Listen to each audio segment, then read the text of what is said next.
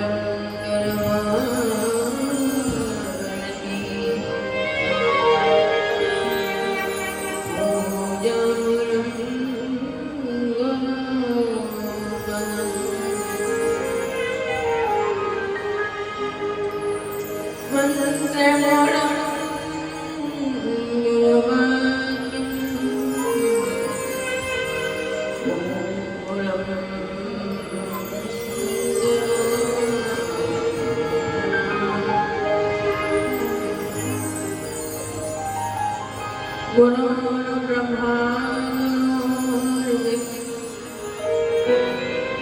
गुरुदेव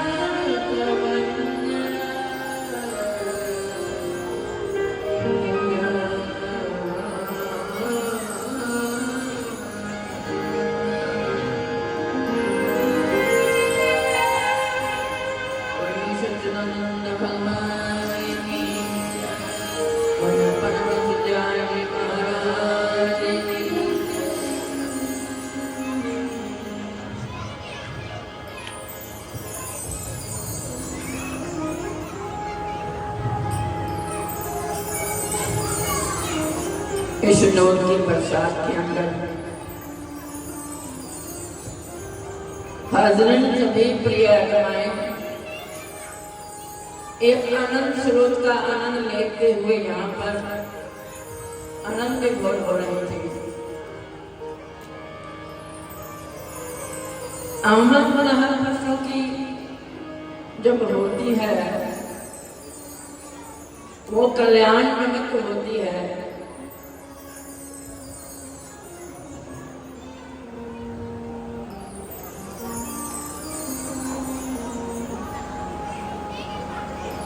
जिन घड़ियों को हम बड़ी खूबसूरत तरीके से सेलिब्रेट करते हैं, खुशी मनाते हैं, क्योंकि खुशी का इजहार करना हर एक शख्स के बस की बात नहीं होती। खुशी का इजहार भी किस्मत वाले करते हैं। तो आप सब भी किस्मत वाले हो जिनको ऐसे सतगुरु भगवान की शरणागति मिली है, जो अपनी चरण में बिठा करके कल्याण के निमित्त अपने नूर की, अपनी करुणा की, अपनी दयालुता की बरसात बरसाते हैं और हमारे तपते दिलों को एक ऐसी ठंडक और शांति प्रदान करते हैं कि यहाँ इस आंचल के बीच में बैठकर बड़ा सुकून मिलता है। जैसे बालक रोता है, खेलता है, तो खेलते खेलते रुदन करता है और रुदन करता हुआ जब माता की गोद में आ जाता है तो उसे बड़ा सुकून मिलता है।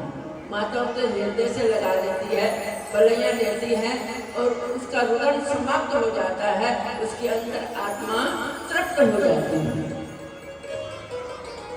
इसी तरह सद्गुरुदेव भगवान बार बार हम विकारों की दुनिया के अंदर तपायमान होते हैं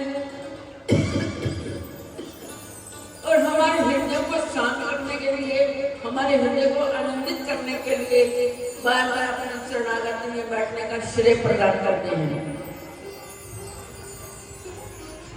तो ये खुश नसीबी की बात है जो बार बार अपनी गोद में बैठाते हैं और अपना दुलार, अपना प्यार, अपनी करुणा बरसाते हैं।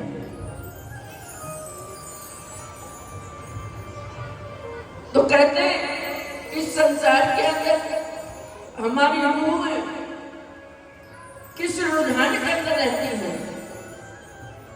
आत्मा की पुकार कहते हैं, क्या कहते हैं? किते मैं खोजी, किते को सोना, वो सोना परमात्मा उसी जिसकी मिसाल इस दवा के द्वारा नहीं होती और हमारी विकारों से लिप्त लिपायमान रूह, हमारा शरीर, हमारा वजूद, हमारी अंतरात्मा जब इसके अंदर नवरेत होती है तो बार बार शरणागति मिलती है। तो कितना हसीन है, तो कितना सुंदर है।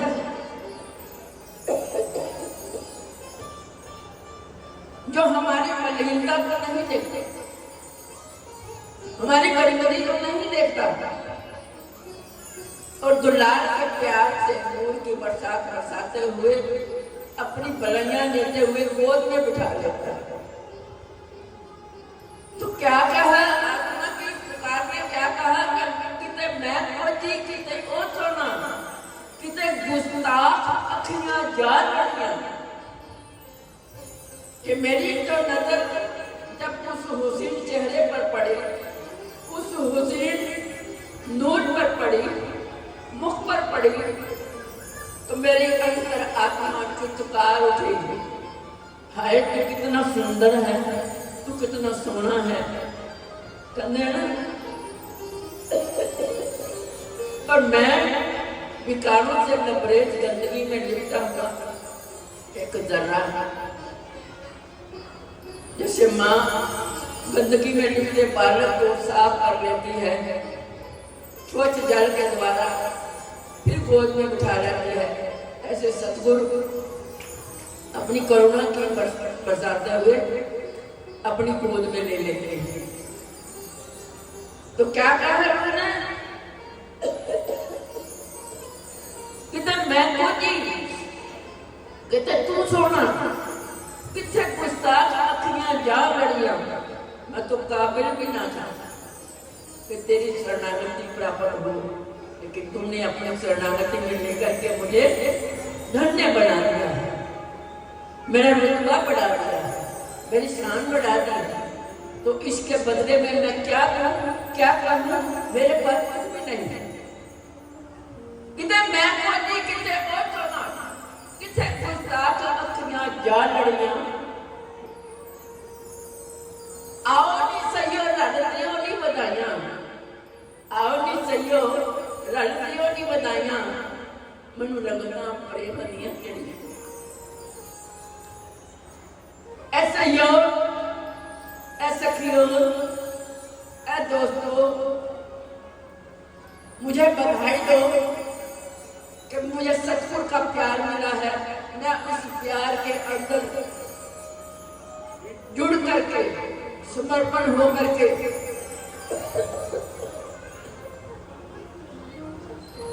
अपने आप को तेरे दुलार के काबिल बना सके। तूने तो काबिल बनाया है, लेकिन मैं इस काबिल हो सकूं, ऐसी बख्शिश से बढ़ते रहना बस, और कुछ भी संसार के अंदर नहीं चाहिए।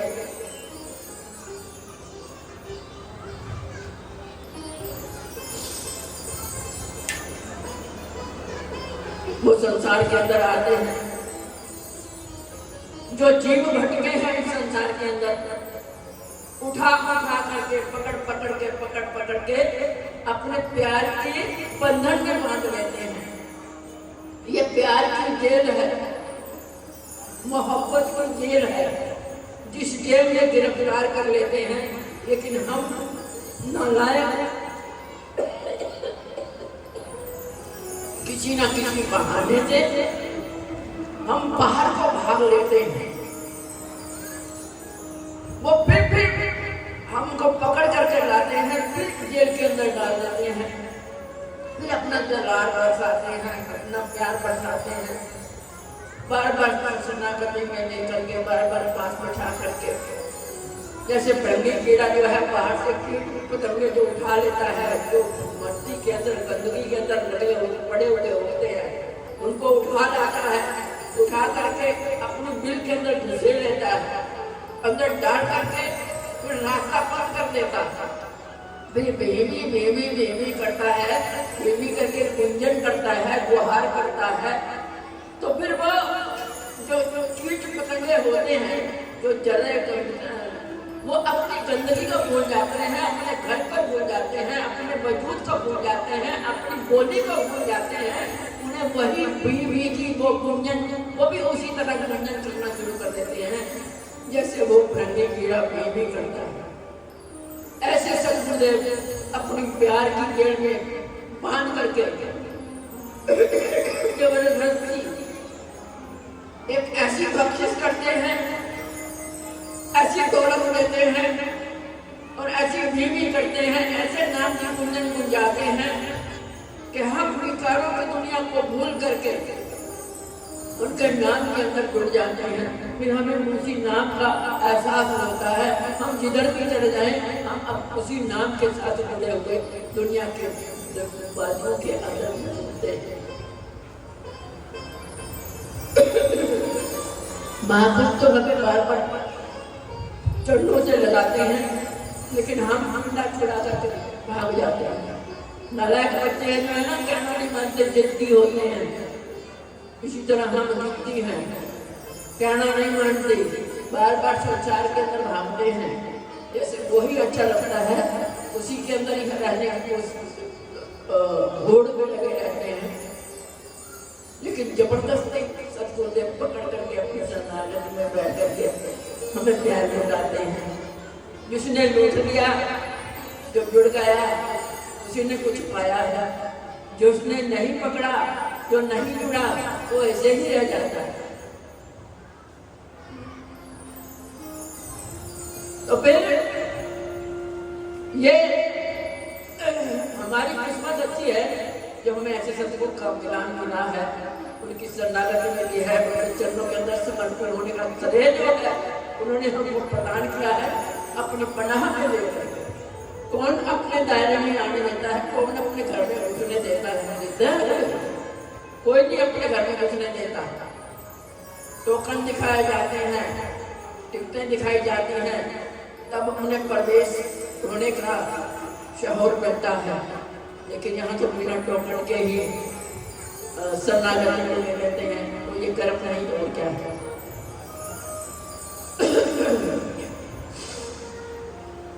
हम उन भक्तों के नाम ले लेके गाते हैं मिसालें। बुल्लड़ को पूछते हैं लोग, बुल्लड़ नचने का की सबब हो गया, बुल्लड़ नचने का दस की सबब हो गया, जब यार राजी हो गया राजी रब हो गया, जब यार राजी हो गया रब भी खुश हो जाता है, परमात्मा भी खुश हो जाता है। कैसे उसने नाच के अपने गुरु को मना लिया था, उनकी शरणागति को पाया था। गुरु ने चाहे कुछ भी कहा, उसे झुटका मारी, उसे पिटाई की, उससे परीक्षाएं दी, क्योंकि परीक्षाएं के अंदर जो पास हो जाते हैं वही कुछ पढ़ते हैं। देखो तूफान चलते हैं, बरसातें होती हैं, नन्हा सा बीज होता है जमीन के अंदर अंकुरित होता है, तूफानों के अंदर गिर जाता है, फिर हवा चलती है, फिर उसको उठा देती है, उठा करके फिर खड़ा कर देती है, बरसात पड़ती है, ओले पड़ते हैं, फिर आ जाता है, फिर खड़ा हो जाता है, धूप सूर्य देव भगवान जो है उदय होता है, उसको अपनी हीट से उठा देता है, उठाकर फिर खड़ा कर देता है। वो संघर्ष करते हैं, जिसने संघर्ष नहीं किया, जिसने मेहनत नहीं की, जिसने परीक्षाएं नहीं की, वो कभी परिपक्व नहीं हो सकता, ऐसे ही रह जाएगा, निर्जीव बिना आश्रय के कमजोर रह जाता है। इसलिए परिपक्व होना जो है ये गुरु की शरणागति में, चाहे गुरु हम उसके साथ कैसा व्यवहार करें, कैसे भी हमारी परीक्षा नहीं, हमने परीक्षा के अंदर पास होना नहीं बने तो फेल हो जाएगा, तो फिर एक बारी फेल होया, दूसरी बारी फेल होया, तीसरी बारी फेल होया, चौथी बार उसको वेद में कर दिया जाता है। तो पंजाबी जब अखान दिया करते हैं बुजुर्ग लोग, एक बारी में जट्टा, दो बारी में जट्टा, तीन बारी में जट्टा, चौथी बारी पै गया कट्टा, तीसरी बारी पै गया कट्टा, तो चौथी बारी मिल गया लका। एक हाथ दिया करते हैं, हमारे बचपन गया, हमारी जवानी गई, हमारी प्रौढ़ावस्था गई, जो ऋषियों की सानिध्य में बैठ करके अपनी मस्ती का आलम को पाना होता है, वो भी हमारे हाथ से छिटक जाते हैं। आ जाता है बुढ़ापा, बुढ़ापे के अंदर होता नहीं है, लाठी लेकर के चलते हैं, आंखों से दिखता नहीं है, कुछ होता नहीं है, फिर हम हाथ चढ़ाई करते हैं, कुछ होता नहीं है। फिर भी सदगुरुदेव कितनी जागरूकता करते हैं, फिर भी बुजुर्गों से बहुत प्रेम करते हैं। इसलिए अपना जो समय निकल गया हमारा, जो निकल गया, रहते समय में हमने अपने घर को खूबसूरत बनाना है। जिसने घर को खूबसूरत बना लिया उसी का बेड़ा पार हो गया। 5 कीड़े गोट है, जल, वायु, अग्नि, आकाश और पृथ्वी, इन 5 से ऊपर उठना है। उठ करके ये 5 हमको मिले हैं बनने के लिए, जीने के लिए, ये रास्ते मिले हैं, जो पड़ाव मिले हैं, इसके अंदर रह करके हमने अपनी बुद्धि के द्वारा, अपने विचार के द्वारा इसको खूबसूरत बनाना है। कहते एक बार कोई निर्धन व्यक्ति था, कोई जवान तो था पर आर्थिक समस्या से वो निर्धन था। वो चलता चलता 7 पड़ोसी राज्य में घुसा गया, तो वहां एक फंक्शन चल रहा था, जलसा चल रहा था वहां पर, हस्ती पट बंधन का, शोहरत का, मान का, सम्मान का। तो एक हाथी को सूंड में एक माला दे दी और वह हाथी को छोड़ दिया गया गफलत के अंदर कि ये हाथी ने जिसके गले में माला डाल दी उसको 5 वर्ष का राज्य दे दिया जाएगा। तो वहां हलचल देखी, जलसा देखा, खूब भीड़ देखी। तो ये भी वहां पे खड़ा हो गया देखने के लिए। देखते देखते वहां पर खड़ा था तो हाथी वो था, वो घूमता घूमता घूमता घूमता उसी के पास आ गया और उसके गले में मारा डाल दिया। सबने ताड़ी बजाई, सबने सम्मान दिया, सबने खुशी मनाई कि हमको राज्य जो है वो राजा मिल गया है राज्य चलाने के लिए।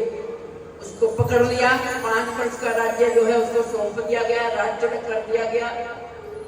और साथ में नियम भी बतला दिए।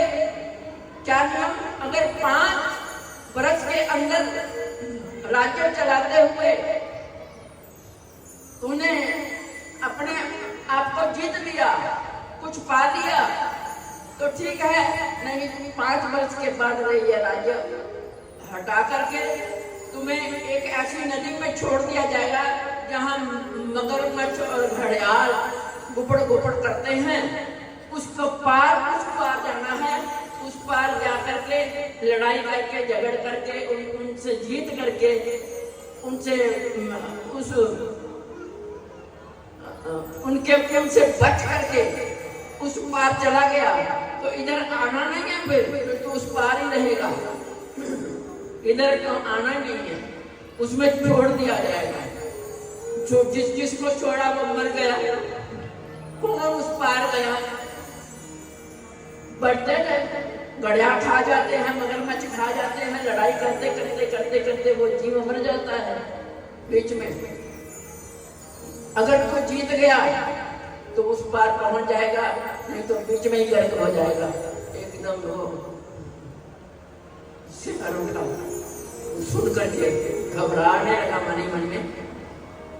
जब घबराहट पैदा हुई तो परमात्मा को याद किया, अरे 5 वर्ष अभी तो पड़े हैं, तू अभी सुनकर घबरा गया है। 5 वर्ष तो बहुत ज्यादा है। मैं दिन, महीने, हफ्ते, महीने, साल, ये 5 वर्ष तो राज्य करने को मिलेगा। तो उसने खूब, धर्मात्मा प्रताप विद्वान था, ज्ञानवान था, उसने राज्य चलाया। सब पब्लिक के साथ मोहब्बत की, प्यार किया, सबको अपना बना लिया। सारे राज्य के लोग जो थे वो बहुत उनसे खुश हो गए कि ऐसा राज्य धर्मात्मा जो है आज तक हमको नहीं मिला। ये तो बहुत ही प्रेम करता है, ये बहुत ही मोहब्बत करता है और बहुत मदद करता है सबकी, सबको सम्मान देता है। ऐसा राजा हमने पहली बार देखा है। करते करते, खुश रहते रहते जिंदगी के सफर में आखिरकार वो 5वां वर्ष भी समाप्त होने पर आ गया। सब फिर इकट्ठे हुए उसको विदाई देने के लिए। उसको रथ पर सवार किया गया। अच्छी सवारी निकालते हैं क्योंकि 5 वर्ष राज्य राजा होता है, उसको बड़े सम्मान के साथ ले जाया जाता है जुलूस के द्वारा।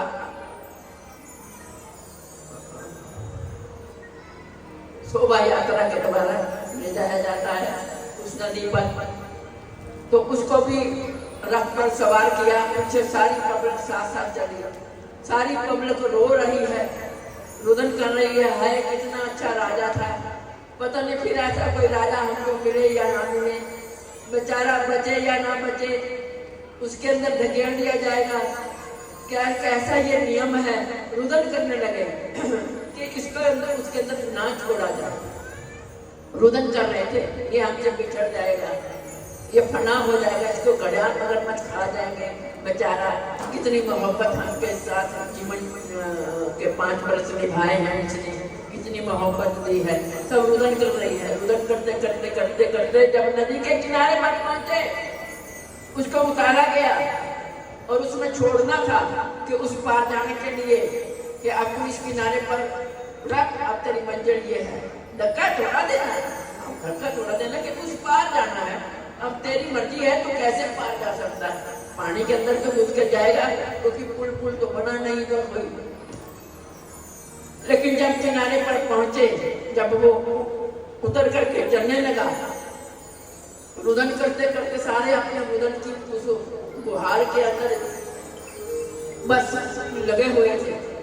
लेकिन जब देखा वो कोई किनारे पर खड़ा है तो वहां एक पुल बना हुआ है, वो आराम से उस पुल के ऊपर चलता चलता जा रहा है। तो सबका खुशी का ठिकाना नहीं रहा कि अब ये बच जाएगा, उस पार चला जाएगा। इतनी मोहब्बत दी है, इतना सम्मान दिया है, अब ये बच जाएगा, इसको कुछ नहीं होगा। सब खुशी से नाचने लगे, धन्य धन्य जय जयकार करने लगे।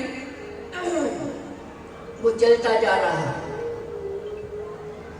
तो क्या किया, ये हमको तो वक्त मिलता है, लेकिन हम विषय विचारों के अंदर अपने आप को गुजारान करते करते इस जीवन के सफर के अंदर लास्ट मुकाम जब आता है तो क्या करते हैं, अपना ना घर बनाया, अपना ना उस पुल को पार किया, ना घर बनाया। उस पार उसने अपना घर भी बना लिया था और पुल भी बना लिया था। लेकिन हमने क्या करते हैं, ये पुल जो गुरु महाराज जी ने एक तकनीक दी है, वो पुल बनाने के लिए उस पुल के पार जाना है। वहां हमारे जिंदगी का, हमारी रूह का घर है, जहां मेरा परमात्मा बैठा है, उनकी शरणागति में जाना है।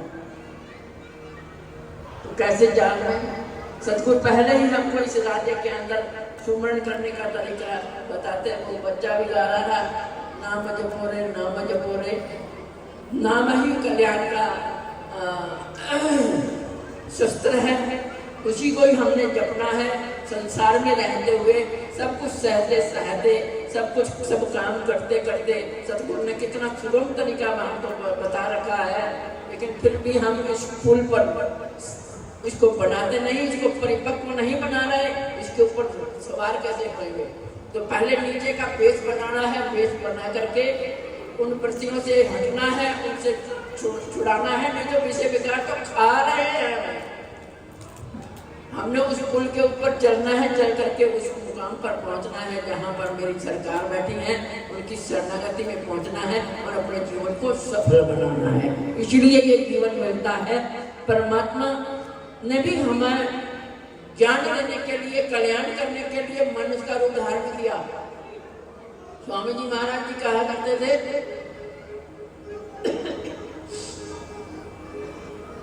आओ पतंगो जल मरो मूल न मोड़ियो अंग। आओ पतंगो, परवाने जो है उनको कहा, सब दुनिया को होका देते हैं कि आओ पतंगो निशंक जलो, निडर होकर के, निर्भय होकर के जलो। तुम्हें कुछ नहीं, अगर तुमने मुझको जान से बनाया है तो सर पर हाथ तो है, घबराने की श्री गुरु महाराज की। आओ पतंगो निशंक जलो, मूल न मोड़ियो अंग। मुख मोड़ के मत चले जाना। मैं पापन क्षमा पहले जली, तुम बाद में जलो पतंग। मैं भी तो तुम्हारी तरह जन्म लिया इस संसार के अंदर, खूब तप साधना की, तप साधना करके उस नूर को रोशन किया और उस नूर के अंदर तुम्हें समर्पण होने के लिए होका दे रहे हैं, आवाज दे रहे हैं कि आओ निशंक होकर के जलने की कृपा करो, कोशिश करो, तुम्हें कुछ नहीं होगा, तुम्हारा कुछ नहीं बिगड़ेगा, तुम भी निखर जाओगे मेरी तरह। इसलिए हमारा फर्ज बनता है उनके होके को, उनकी आवाज को हम स्वीकार करें और अपने आप को उनके समर्पण करें, ताकि हमारे जीवन में कल्याण हो सके। बोलो श्री गुरु महाराज की जय, बोलो साचे दरबार की।